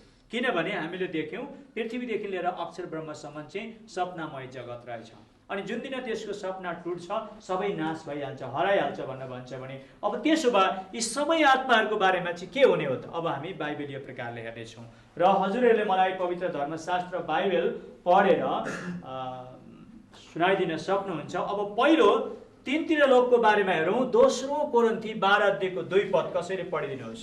ख्रीष्टमा म एकजना मानिसलाई चिन्दछु जो 14 वर्ष अघि तेस्रो स्वर्गसम्म उचाली लगियो। हजुर, ल त्यहाँ अब भयो, त्यति नै हुन्छ। त्यहाँ के भन्दैछन् पावलले भने ख्रीष्टमा म एकजना व्यक्तिलाई जान्दछु, 14 वर्ष भयो त्यसलाई तेस्रो स्वर्गसम्म उचालिएर लगियो। होइन, तेस्रो र पहिलो दोस्रो अनि तेस्रो स्वर्गसम्म भन्ने कुराहरू हामी भेटायौँ है। र यो दोस्रो कोरिन्थी 12 अध्यायको 2 पदको आधारमा तेस्रो स्वर्ग या तीनवटा लोकको बारेमा भेटायौँ भने अब यी सारा स्वर्गहरू, यहाँ धेरै स्वर्गहरू छन् र यसको बारेमा चाहिँ बाइबलले के भन्दो रहेछ अब हामी त्यो पनि हेर्नेछौँ। एफेसी अलि स्पष्ट प्रकारले पढिदिनुहोस्। एफेसी 4 अध्यायको 9 र 10 पद। अब यो उच्चमा चढिजानु भयो भनेको चाहिँ के हो? केवल यही कि उहाँ पृथ्वीको तल्लो भागमा ओर्लनु पनि भयो। उहाँ जो ओर्लनु भयो उहाँ नै सारा स्वर्ग समस्त थोकलाई उहाँले परिपूर्ण पार्न सकुन्। हो, त उहाँ प्रभु येशू ख्रीष्ट नै पावलले एफेसीका मण्डलीलाई भन्दै हुनुहुन्छ उहाँ स्वर्गबाट सबैभन्दा तल्लो भागसम्म पनि ओर्लिनु भयो र सबै कुरालाई भरिपूर्ण पार्न सारा स्वर्ग लोकहरू भन्दा माथि उक्लेर जानु पनि भयो भनेर एफेसीको पुस्तकले भन्छ। यदि तेस्रो लोक मात्रै थियो भने त त्यो सारा स्वर्गहरू भनेर त्यहाँ वर्णन गरिराख्नु पर्ने कुराहरू थिएन। हेर्नुहोस्, बाइबलले भन्छ तेस्रो स्वर्गको बारेमा पनि बताउँछ र सारा स्वर्गहरूको बारेमा पनि बताउँदछ, तर सबै कुरालाई भरिपूर्ण पार्न यी सारा स्वर्गहरू भन्दा ख्रीष्ट चाहिँ माथि पनि जानुभयो। किन अरे भन्दा सबै कुरालाई भरिपूर्ण पार्नको लागि। यो हामीले दोस्रो विचार भेटायौँ। र अब तेस्रो विचार चाहिँ त अघि मैले यहाँ 7 शून्य धेरै आकाशहरू छन् भनेर भन्दै थिएँ है, धेरै आकाशहरू छन् भन्ने भेट्दै थिएँ। अनि यहाँ धेरै ईश्वरहरू पनि देखियो। अब है, यहाँ इन्द्र, ब्रह्मा, शिव, विष्णु, सत्यनारायण, त्यसै गर्दै गोलकी, सुमङ्गला, यहाँ काल निरञ्जन, यी सबै धेरै ईश्वरहरू पनि भेट्यो। त के बाइबलले धेरै आकाशहरू अनि धेरै ईश्वरहरू पनि छन् भन्छ त? अब त्यो पनि हामीहरूले पत्तो लगाउनु पर्यो। अब तपाईँहरूले व्यवस्थाको पुस्तकलाई हेर्नुहोस्, कसैले पढिदिनुहोस्। पहिला धेरै आकाशहरूको बारेमा भेट्नुहुनेछ। व्यवस्था 10 अध्यायको 14 पदमा आकाशहरू सर्वोच्च आकाश मण्डलहरू र पृथ्वी र त्यसमा भएका जे जति छन् ती सबै परमप्रभु तिमीहरूका परमेश्वरकै हुन्। हो, आकाशहरू अनि सर्वोच्च आकाश मण्डलहरू भनेपछि एउटै मात्रै आकाश रहेनछ, तीनवटा मात्रै आकाश रहेनछ। तर त्यहाँ बाइबलले के भन्दैछ, व्यवस्था 10 अध्यायको चाहिँ 14 पदले भन्दा आकाशहरू र सर्वोच्च आकाश मण्डलहरू पनि छ, धेरै आकाशहरू पनि छन्। र अब यसरी धेरै ईश्वरहरू पनि छन् र त्यो सबै ईश्वरहरू माथिको चाहिँ हाम्रो प्रभु यीशु ख्रीष्ट चाहिँ सबैको माथिको परमेश्वर हुनुहुन्छ त भनेर अब हामी हेर्दछौँ भने हो, धेरै ईश्वरहरू पनि छन्। कहाँ छ भन्दा त्यही व्यवस्था 10 अध्यायको 17 पदमा पढिदिनुहोस् फेरि। किनकि परमप्रभु तिमीहरूका परमेश्वर नै ईश्वरहरूका परमेश्वर र प्रभुहरूका परमप्रभु महान परमेश्वर, शक्तिशाली र अयोग्य हुनुहुन्छ। उहाँले कसैको पक्षपात गर्नुहुन्न र उहाँले कहिले घुस लिनुहुन्न। हजुर, धन्यवाद। त हामीले के भेट्दैछौँ भन्दा यहाँ यसरी लेखिएको छ, किनकि परमप्रभु तिमीहरूका परमेश्वर नै ईश्वरहरूका परमेश्वर र प्रभुहरूका महान प्रभु, है, ईश्वरहरूका परमेश्वर र प्रभुहरूका महान प्रभु हुनुहुन्छ। भनेपछि धेरै ईश्वरहरू पनि छन्, धेरै प्रभुहरू पनि छन्, तर तीभन्दा पनि हाम्रो प्रभु येशू ख्रीष्ट चाहिँ ती ईश्वरहरूका परम प्रभु र प्रभुहरूका पनि महाप्रभु र राजाहरूका पनि उहाँ राजा हुनुहुन्छ भन्ने कुरा चाहिँ हामी व्यवस्थाको पुस्तक 10 अध्यायको हामी 17 पदमा भेट्दछौँ। ल, यो पनि बाइबलले पुष्टि गर्दो रहेछ, देखाउँदो रहेछ भन्ने कुरा हामीले यहाँ भेटायौँ। त अब अर्को एउटा प्रश्न छ, त के साँच्चै नै हाम्रो प्रभु येशू ख्रीष्ट चाहिँ यो परम धामबाट आउनु भएको हो त? परम धाम भन्ने नाम छ। अघि मैले एउटा श्लोक भनेको थिएँ, परमात्मा परम ज्योति परम धाम परागति सर्व वेदान्त सारहम सर्वशास्त्र सुनिश्चित। त्यो परमात्मा चाहिँ त्यो परगतिको छ, त्यो परम ज्योति हो र त्यो चाहिँ परम धाम भन्ने ठाउँमा बस्ने छ। अनि त्यो परमात्मा चाहिँ छ भन्ने सर्व वेदान्त सारहम पनि हो, सर्वशास्त्र सुनिश्चित पनि हो भनेर भनेको थियो। त्यसो भए के हाम्रो प्रभु यीशु ख्रीष्ट परम धामबाट आउनु भएको हो त? त्यो बाइबलले मान्दछ कि मान्दैन? अब बाइबल पढिदिनु पर्यो। मत्ती 21 अध्यायको 9 पद। उहाँको अघि र पछि लागेका भिड यसो भन्दै कराए, दाउदका पुत्रलाई होसन्ना, धन्य उहाँ जो परमप्रभुको नाउँमा आउनुहुन्छ, परम धाममा होसन्ना। ल, दाउदका पुत्रलाई होसन्ना, जो परम प्रभुका नाउँमा आउनुहुन्छ, परम धाममा उहाँलाई होसन्ना। उहाँ परम धामबाट आउनु भएको हो रहेछ, त्यो पनि देखायो। अनि जो यो अनन्तको राज्य छ त्यहाँ चाहिँ कहिले पनि अँध्यारो हुँदैन, सधैँ उज्यालो हुन्छ। अनि त्यहाँ सधैँ महिमामय, अनि त्यहाँ कुनै चन्द्र सूर्यले प्रकाश गर्दैन भनेर चाहिँ बताएको छ अघि तेजोबिन्दु उपनिषदको आधारमा। भने बाइबलले के भन्दो रहेछ त? के त्यो परमधाम त्यस्तै छ? प्रभु यीशुले तपाईँ र मलाई अनन्त जीवन दिन तयार गरेको राज्य भन्दा अब तपाईँहरूले प्रकाशको पुस्तक 21 अध्यायको 22 र 23 पद पढ्नुहोस्। मैले त्यस सहरमा कुनै मन्दिर देखिनँ, किनकि त्यहाँको मन्दिर स्वयं परमेश्वर सर्वशक्तिमान र ठुमा नै हुनुहुन्छ। त्यो सहर उज्यालो गराउन सूर्य र चन्द्रमाको खाँचो छैन, किनभने परमेश्वरको महिमा नै त्यसको उज्यालो हो। यहाँको बत्ती चाहिँ ठुमा आफै हुनुहुन्छ। हवस्, धन्यवाद। त अब हामीले यहाँ देख्दैछौँ कि प्रकाश 21 अध्यायको 22 र 23 पदमा हेर्नुहोस्, मैले त्यस सहरमा कुनै मन्दिर देखिनँ, किनकि त्यहाँको मन्दिर स्वयं परमेश्वर सर्वशक्तिमान र थुमा नै हुनुहुन्छ। त्यो सहर उज्यालो गराउन सूर्य र चन्द्रमाको खाँचो छैन, किनभने परमेश्वरको महिमा नै त्यसको उज्यालो हो। त्यहाँको बत्ती चाहिँ थुमा आफै हुनुहुन्छ, यानि कि प्रभु येशू ख्रीष्ट आफै हुनुहुन्छ। ल, त वैदिक धर्मशास्त्र यानि कि अक्षरातीतको परिचयले देखाएको त्यो अनन्तको धाम चाहिँ जो हाम्रो प्रभु येशू ख्रीष्टले तपाईँ र मलाई सदाको निम्ति तयार गरेको धाम रहेछ भन्ने कुराहरू हामीले बुझ्न सक्दैछौँ। र त्यसमा प्रभुको सर्वश्रेष्ठता रहेछ, सर्वमहानता रहेछ भन्ने कुराहरू हामीले देख्यौँ। त अब अर्को कुरो हामीले फेरि याद गर्नुपर्दछ कि जब यो पृथ्वीको अन्त गर्ने समय आउँछ त्यतिखेर यो पूर्ण परमात्मा पारब्रह्मले यो अक्षर ब्रह्मलाई उठाएपछि यहाँदेखि यी सबै एकैचोटि यी ब्रह्माण्ड नाश हुन्छ भनेको छ। के त्यो कुरो बाइबलले अब मान्यता दिन्छ त? ल, अब हामी त्यसको बारेमा पनि हेर्नेछौँ। प्रकाशको पुस्तक 20 अध्यायको 11 पदबाट अब हामी हेर्नेछौँ। प्रकाशको पुस्तक 20 अध्यायको 11 पदबाट यहाँ यसरी लेखिएको छ, म पढ्दछु। तब मैले एउटा ठुलो सेतो सिंहासन र त्यसमाथि विराजमान हुनेलाई देखेँ। उहाँको सामुन्नेबाट पृथ्वी र आकाश भागेर गए भनेको छ। त्यो एउटा सेतो ठुलो सिंहासन मैले देखेँ र उहाँका सामनेबाट के भयो? पृथ्वी र यी आकाशहरू भागेर गए। तिनीहरूको निम्ति कतै ठाउँ पाइएन भनेर भनेको छ। यो कुरो पनि बाइबलले मान्यता दिँदो रहेछ।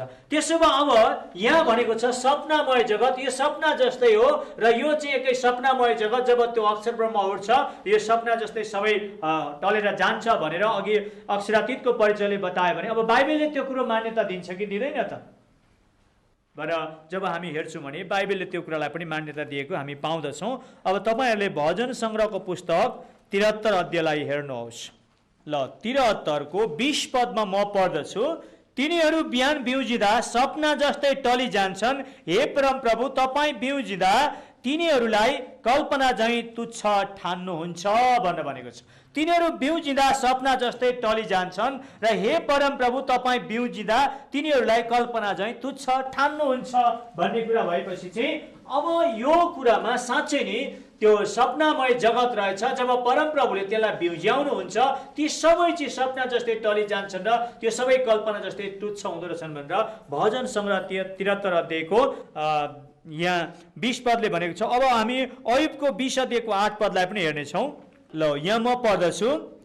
सपना झैँ कहिल्यै नभेट्याइने गरी त्यो हराइहाल्छ, रातको दर्शन झैँ त्यो लोप भइहाल्छ।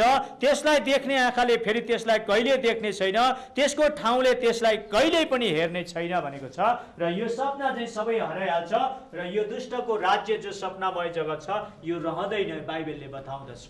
त्यसकारण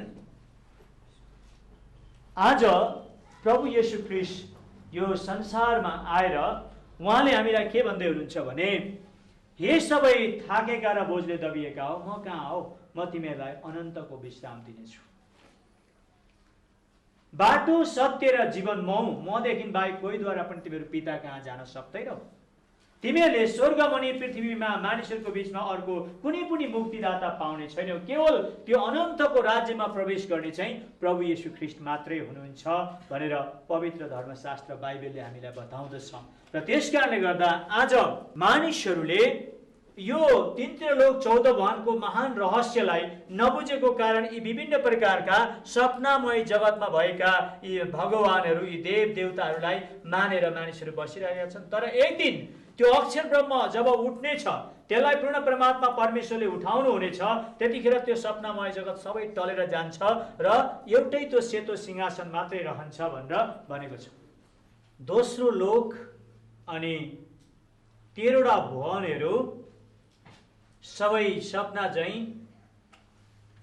टलेर गए। अब त्यो दोस्रो लोक अनि 13वटा भुवनहरू यहाँ छैनन्। तर पवित्र ग्रन्थ धर्मशास्त्र बाइबल प्रकाशको पुस्तक 20 अध्यायको 11 पदमा लेखे अनुसार यहाँ यसरी लेखिएको छ, म फेरि त्यसलाई पढ्दैछु। तब मैले एउटा ठुलो सेतो सिंहासन र त्यसमाथि विराजमान हुनुहुनेलाई देखेँ। उहाँको सामुन्नेबाट पृथ्वी र आकाश भागेर गएर तिनीहरूका निम्ति कतै ठाउँ पाइएन। एउटा ठुलो सेतो सिंहासनमा विराजमान हुनुहुनेलाई मैले देखेँ भनेर यहाँ यूहन्नाले बताउँदैछन्। र उहाँको सामनेबाट ती पुराना आकाश र पृथ्वीहरू, ती सबै दोस्रो लोक र 13वटा भुवनहरू भागे। तिनीहरूको निम्ति हेर्नुहोस् अब कतै पनि ठाउँ छैन, कतै पनि ठाउँ पाइएन। यहाँ लेखिएको छ 12 पदमा, मैले ठुला र साना सबै मृतकहरूलाई सिंहासनको सामुन्ने उभिरहेका देखेँ। यहाँ तपाईँहरू देख्दै हुनुहुन्छ सबै जति पनि ती अघि त्यो दोस्रो लोक अनि त्यहाँ 13वटा भवनमा, त्यहाँ पृथ्वीमा सबै जति पनि ठुला साना जति पनि ती सपनामय जगत हराएर ती मरेका थिए, ती सबै आत्माहरू चाहिँ त्यहाँ सेतो सिंहासनमा विराजमान हुने अगाडि यहाँ सबै उभिरहेका छन्। हेर्नुहोस् यहाँ बाइबलले प्रकाशको पुस्तक 20 अध्यायको 12 पदले भन्दैछ र यहाँ यस्तो लेखिएको छ, र पुस्तकहरू खोलिए, अर्को एउटा पुस्तक पनि खोलियो जो जीवनको पुस्तक हो, र ती पुस्तकहरूमा लेखिएका कुरा मुताबिक तिनीहरूका काम अनुसार मृतकहरूको हिंसा भयो। समुद्रले त्यसमा भएका मृतकहरू दिइहाल्यो अनि मृत्यु र पातालले पनि तिनीहरूमा भएका मृतकहरू दिइहाले। तिनीहरू प्रत्येकको आफ्नो आफ्नो काम अनुसार हिंसा भयो। मृत्यु र पाताल अग्निकुण्डमा फालिए। यो अग्निकुण्ड दोस्रो मृत्यु हो, जसको नाउँ जीवनको पुस्तकमा लेखिएको भेट्टाइन, त्यो पनि अग्निकुण्डमा फालियो भनेर भनेको छ। र यहाँ यो अनन्त अनन्तको परमेश्वर प्रभु येशू राजा आफ्नो सेतो सिंहासन लिएर आएर ती सबै पुराना आकाश पृथ्वीमा अनि समुद्रमा भएका सबै आत्माहरूलाई आफ्नो बीचमा खडा गरेर अब उहाँले इन्साफ गर्नुभयो र जतिजनाको जीवनको पुस्तकमा नाम लेखिएको छ प्रभु येशू ख्रीष्टलाई आफ्नो व्यक्तिगत मुक्तिदाता भनेर ग्रहण गरेर तिनीहरूलाई चाहिँ प्रभु येशूले अनन्त अनन्तको राज्यमा लगेर अनन्त अनन्तको शान्ति अनि मुक्ति दिनुहुन्छ। तर जतिजनाले चाहिँ प्रभु येशूलाई विश्वास गरेनन् र जीवनको पुस्तकमा नाम लेखेन, तिनीहरू चाहिँ सबै शैतान र त्यसका दूतहरूलाई तयार गरेको नरकमा तिनीहरू फ्याँकिए भनेर पवित्र धर्मशास्त्र बाइबलले भन्छ। अब हेर्नुहोस्, विश्वास गर्नेहरूलाई चाहिँ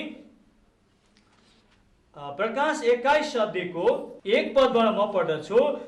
तब मैले नयाँ आकाश र नयाँ पृथ्वी देखेँ, किनकि पहिलो आकाश र पहिलो पृथ्वी बिति गएका थिए, समुद्र अब छँदै थिएन। अनि मैले परमेश्वरबाट दुलहाको निम्ति दुलै जस्तै गरी सिँगारिएर तयार पारिएकी अर्थात् पवित्र सहर नयाँ जेरुसलेम स्वर्गबाट तलतिर झरिरहेको देखेँ। सिंहासनबाट यसो भन्ने एउटा चर्को स्वर मैले सुने, हेर परमेश्वरको वास मानिसहरूसँग भएको छ, उहाँ तिनीहरूसँग वास गर्नुहुन्छ र तिनीहरू उहाँका प्रजा हुने छन्। र यहाँबाट परमेश्वर आफै तिनीहरूका परमेश्वर भएर तिनीहरूसँग रहनुहुनेछ। उहाँले तिनीहरूका आँखाको आँसु पूर्ण रूपले पुछिदिनुहुनेछ र फेरि मृत्यु नै हुने छैन र शोक र पीडा पनि हुने छैन, किनकि पहिलेका कुरा बितिसकेका छन्।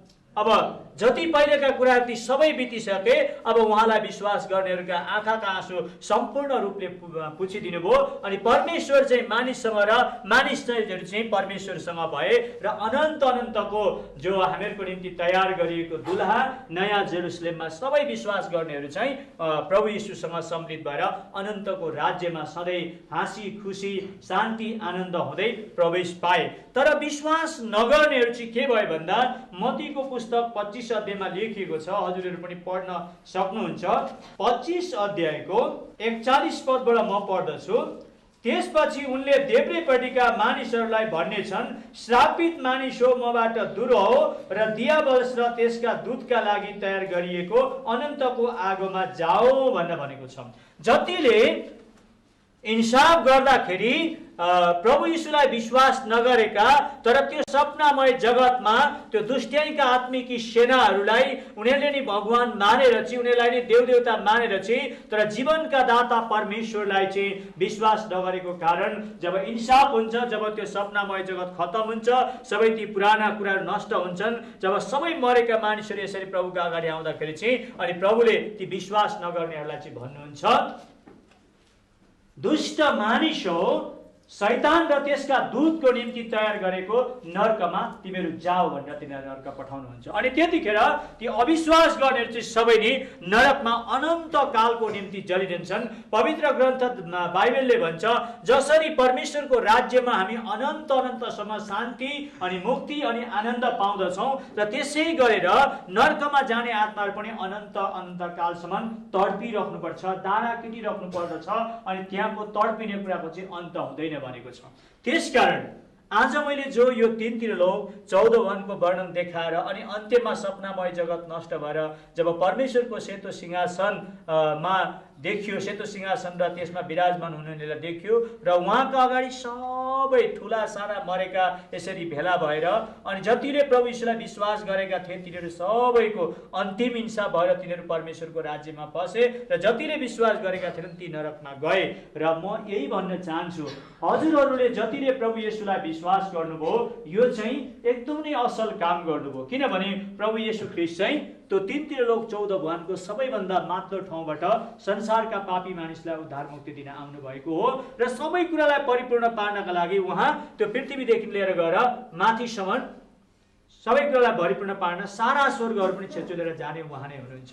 र अब रह्यो कुरो एउटा, तपाईहरूले पृथ्वीदेखि माथिका 14वटा भवनको बारेमा त देख्नुभयो, तर अरू पनि धर्मशास्त्रले तल पातालहरू पनि छ भनेको छ, होइन? पातालहरू पनि छ भनेको छ। त पातालको बारेमा चाहिँ अब यीशुले के भन्नुहुन्छ त? पाताल कतिवटा छन् भन्दा त्यो पनि हेरिराखौँ हामीहरूले। पातालहरू 7वटा छन्।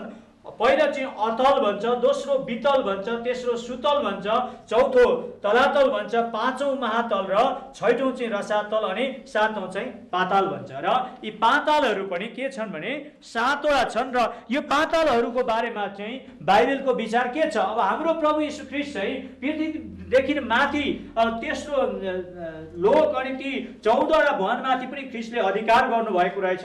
ख्रीष्टद्वारा नै सबै कुराको भरिपूर्ण हुँदो रहेछ भन्ने कुरा बुझ्यौँ। जब ती 13 वटा लोक र त्यो दोस्रो लोक र 13 वटा भुवनहरू नाश हुँदाखेरि पनि ख्रीष्टले नै त्यहाँ सर्वश्रेष्ठता गर्नुहुने रहेछ, सर्वश्रेष्ठता पाउनुहुने रहेछ भन्ने कुरा बुझ्यौँ भने अब पातालप्रति चाहिँ ख्रीष्टको के विचार छ त? ख्रीष्टले के गर्नुहुन्छ? अब हामी बाइबलमा त्यो पनि हेर्नेछौँ र अनि आजको यो सेवाकाईलाई हामी यहाँ अन्त्य गर्नेछौँ। प्रकाशको पुस्तक 1 अध्यायको 18 पदलाई हामी हेर्नेछौँ।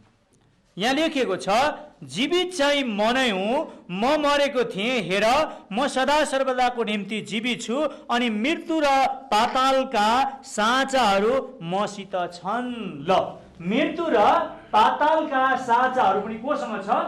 प्रभु येशू ख्रीष्टमै छ। पृथ्वीमा पनि उहाँ राजाहरूका राजा भएर आउनुभयो अनि माथि ती स्वर्गहरूमा पनि ईश्वरहरूका पनि परमेश्वर भएर उहाँ नै आउनुभयो। आकाश मण्डलहरूका र सर्वोच्च आकाश मण्डलहरूका पनि परमेश्वर उहाँ नै हुनुहुँदो रहेछ। अनि तल 7 वटा पातालहरू देख्यौँ, त्यो 7 वटा पातालहरूको चाबी पनि हाम्रा प्रभु येशू ख्रीष्टकै हातमा रहेछ। त्यसकारण जतिजना तपाईँहरूले प्रभुलाई विश्वास गर्नुभएको छ, तपाईँले आफैलाई अहभाग्य सम्झिनुहोस्। जतिजनाले विश्वास गर्नुभएको छैन, आज तपाईँहरू यो सपनामय जगतमा अल्मलिएर नबस्नुहोस्। एक दिन यो सपनामय जगत टलेर जानेछ। जब सेतो सिंहासनमा बस्ने आउनुहुनेछ र सेतो सिंहासनमा बस्नुहुनेछ अनि जब उहाँले इन्साफको दण्ड लिएर सेतो सिंहासनमा बस्नुहुनेछ, त्यतिखेर उहाँका सामनेबाट ती सबै पुराना आकाश र पुराना पृथ्वीहरू भाग्नेछ। तिनीहरूको निम्ति कतै ठाउँ हुने छैन। पवित्र धर्मशास्त्र बाइबलले बताएको छ।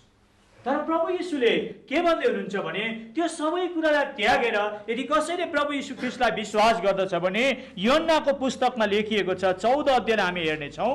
यहाँ यसरी लेखिएको छ, तिमीहरूको हृदय व्याकुल नहोस्, तिमीहरू परमेश्वरमाथि विश्वास गर्छौ, म माथि पनि विश्वास गर।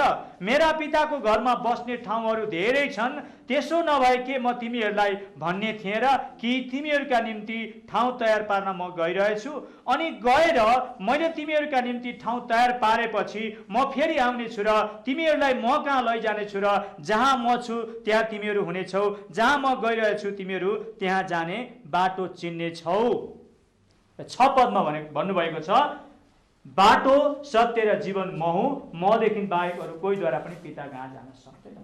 प्रभु येशू संसारमा आउनुभयो, कन्या मरियमको गर्भबाट जन्मिनु भयो र तपाईँ हामी सबैको पापको प्रायश्चितको निम्ति उहाँ क्रुसमा बलिदान हुनुभयो र उहाँ गाडिनु भएर तेस्रो दिनमा बौरी उठ्नुभयो र बौरी उठेर 40 दिनपछि उहाँ स्वर्गारोहण भएर सारा स्वर्गहरूभन्दा छिचोलेर माथि त्यो अनन्तको राज्यमा उहाँ पुग्नुभयो र उहाँ जहाँ जानुभयो तपाईँ र मेरो निम्ति ठाउँ तयार पार्न जानुभयो।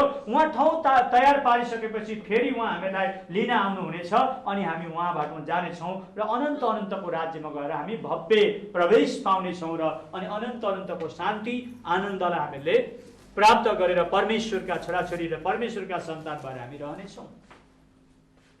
यो कुरा बाइबल धर्मशास्त्रले मात्रै होइन, वैदिक धर्मशास्त्रको भविष्य पुराणले भन्दछ, ईशाह मसीह इति च मम नाम प्रतिष्ठितम ईशाह पुत्र कुमारी गर्भ जन्म सम्भवत।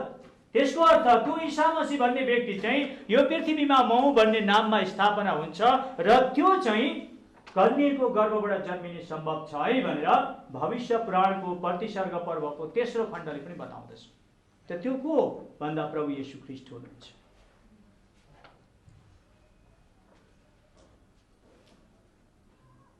आज 3 त्रिलोक 14 भुवनको वर्णन हेरिसकेपछि तपाईँहरूको हृदयमा साँच्चै नै प्रभु येशू ख्रीष्ट नै सबै पृथ्वीका मानिसहरूको उद्धारकर्ता र मुक्तिदाता रहेछ भनेर तपाईँले आफ्नो हृदयमा बुझ्नुभयो भने र अनि उहाँलाई आफ्नो मुक्तिदाता प्रभु येशू हुनुहुँदो रहेछ भनेर ग्रहण गर्नुभयो, विश्वास गर्नुभयो र उहाँका आज्ञाहरू पालन गर्न तपाईँ तयार हुनुभयो भने बाइबलले के भन्दछ भने म एकचोटि फेरि रोमीको पुस्तक पनि पढ्नु पर्यो। रोमीको 8 अध्यायको म 38 पदबाट पढ्नु पर्यो। किनकि म यो पक्का गरी जान्दछु कि मृत्युले वा जीवनले, स्वर्गदूतले वा प्रधानताहरूले, वर्तमानका कुराहरूले वा पछि हुने कुराहरूले वा शक्तिहरूले, उचाइले, गहिराई वा सारा सृष्टिमा भएका कुनै पनि कुराले ख्रीष्ट येशू हाम्रा प्रभुमा भएको परमेश्वरको प्रेमबाट हामीलाई अलग गर्न सक्दैन। के भन्दैछ? उचाइले पनि सक्दैन, उचाइमा भएका ती प्रधानताहरूले पनि सक्दैनन्, ती शक्तिहरूले पनि सक्दैनन्, दृश्यका शक्तिहरूले पनि सक्दैनन्, अदृश्य शक्तिहरूले पनि सक्दैन, अनि गहिराईमा भएका, पातालमा भएका शक्तिहरूले पनि सक्दैन हामीलाई प्रभु येशू ख्रीष्टमा भएको परमेश्वरको प्रेमबाट कसैले पनि तपाईँलाई मलाई अलग गर्न सक्दैन भनेको छ। त त्यति महानता, त्यति सत्यता, त्यति सर्वश्रेष्ठता भएको प्रभुलाई 3 त्रिलोक 14 भुवन वर्णनको यो सबै कुरा देखेपछि पनि यदि हामीले हृदयको अन्तस्करणबाट विश्वास गर्न सक्दिनौँ भने तपाईँ र मैले एक दिन सपनामय जगतमा सपना जस्तै टल्नु पर्नेछ। तर सपनामय जगत हो, त्यो सपनामा अक्षर ब्रह्म उठेपछि त्यो सपनामय जगत हराइहाल्छ। त अब त्यहाँ हामी सबै कहाँ जान्छौँ के मतलब भयो त्यसो नभन्नुहोस्। बाइबलले भन्छ जब त्यो सपनामय जगत सबै टल्दछ, तर त्यो सपनामय जगतमा भएका सबै ती आत्माहरू चाहिँ सबै साना ठुला मरेका सबै यसरी प्रभुको सिंहासनको अगाडि यसरी भेला हुनेछन् भनेको छ। खालि यो धरती, यो आकाश, पृथ्वी मात्रै हराउने छ, किनभने तपाईँ र मेरो आत्मा चाहिँ अमर अनि अविनाशी छ, कहिले पनि मर्दैन। यो आत्मालाई चाहिँ, यो आत्मा किन मर्दैन भने जब परमेश्वरले मानिसलाई बनाउनु भयो, परमेश्वरले आफ्नो सास चाहिँ मानिसको नाकमा फुकिदिनु भएको छ, अनि त्यो सास चाहिँ तपाईँ र मेरो निम्ति आत्मा हो। त्यो आत्मा अमर अनि अविनाशी छ। त्यो यदि नर्कमा जान्छ भने अनन्तकाल तडपिरहन्छ, यदि त्यो प्रभु यीशु ख्रीष्टद्वारा मुक्ति पाएर त्यो परमधाममा जान्छ भने अनन्त अनन्तसम्म शान्ति पाउँदछ। त्यो आत्मा चाहिँ त्यो सपनामय जगत हराए तापनि त्यो आत्मा हराउने छैन। त्यो सबैको इन्साफकर्ता प्रभु यीशु ख्रीष्टको अगाडि यसरी भेला हुनै पर्दछ प्रियहरू।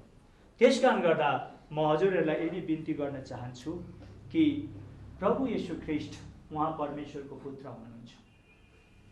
परमेश्वरले हामी सबै जगतका मानिसहरूलाई प्रेम गर्नुभयो र उहाँलाई यस संसारमा पठाउनु भयो। उहाँलाई विश्वास गर्ने कोही पनि नाश हुँदैन, तर त्यसले अनन्त जीवन पाउँछ भनेर पवित्र ग्रन्थ धर्मशास्त्र बाइबल यूहन्ना 3:16 पदमा लेखिएको छ। आउनुहोस्, हाम्रा जीवनमा भएका सारा गल्ती, त्रुटि, भूल, अपराध, हामीले जानी नजानी गरेका विगतका सबै परमेश्वरका विरुद्धमा गरेका कामहरू, परमेश्वरका विरुद्धमा गरेका पूजाहरू, परमेश्वरका विरुद्धमा गरेका भूत, प्रेत, ग्रह, नक्षत्रका पूजाहरू, यी सबै कुरा र हाम्रो पापी स्वभावमा हाम्रो आत्मा भएको कारण यी सबै कुराको हामी पश्चाताप गरौँ र तपाईँ हामी सबैलाई पापबाट अनन्त अनन्तको उद्धार मुक्ति दिने प्रभुलाई आफ्नो व्यक्तिगत मुक्तिदाता हुनुहुन्छ भनेर उहाँलाई विश्वास गरौँ, उहाँलाई ग्रहण गरौँ र उहाँका हरेक आज्ञा पालन गर्दै यस शरीरमा पनि हामीले उहाँको आनन्द, उहाँको शान्ति, उहाँको मुक्तिको अनुभव गरौँ र अरूलाई पनि त्यो कुराहरू हामीले देखाउँ, सिकाउँ र आउने युगमा परमेश्वरको अनन्त अनन्तको शान्तिमय राज्यमा भव्य प्रवेश पाऊँ। यही नै 3 त्रिलोक 14 भुवन वर्णनको सारांश हो। प्रभुले यहाँहरू सबैलाई आशीर्वाद गरून्। जय मसीह।